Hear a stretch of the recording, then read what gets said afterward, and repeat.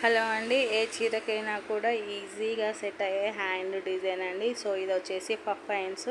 Hand length వచ్చేసి 10 inches తీసుకుంటాం కదా. 10 ఇంచెస్ తీసుకున్నప్పుడు పైన మనకి ఎక్స్ట్రాగా ఒక 3 ఇంచెస్ లెంత్, 3 ఇంచెస్ విడ్త్ అయితే తీసుకుంటే మనకి కరెక్ట్గా పఫ్ అయితే వస్తుంది. ఇలా లైనింగ్ అయితే జాయింటింగ్ చేసుకోవాలి. సో రివర్స్ చేసుకున్న పర్లేదు, లేదు అంటే మనకి ఒరిజినల్ ఎలా నార్మల్గా ఎలా స్టిచ్చింగ్ చేసుకుంటామో అలా స్టిచ్చింగ్ చేసుకొని పైపింగ్ చేసుకున్నా పర్లేదు. సో ఇక్కడ ఎక్స్ట్రా అయితే 3 ఇంచెస్ తీసుకున్నాం కదా. ఈ మిడిల్కి అయితే మిడిల్ మార్కింగ్ చేసుకొని మనము విడ్త్ ఉంది కదండి. సో దాన్ని అయితే ఇలా వన్ సైడ్ ఇలా ఆపోజిట్ ప్రిల్స్ అనేవి పెట్టుకుంటే మనకి పఫ్ అనేది నీట్గా అయితే రెడీ అవుతుందండి. సో ఇలా ఫస్ట్ ప్రిల్స్ అనేవి పెట్టుకొని జాయింటింగ్ చేసుకుంటే మనకి హ్యాండ్ రెడీ అయిపోతుంది.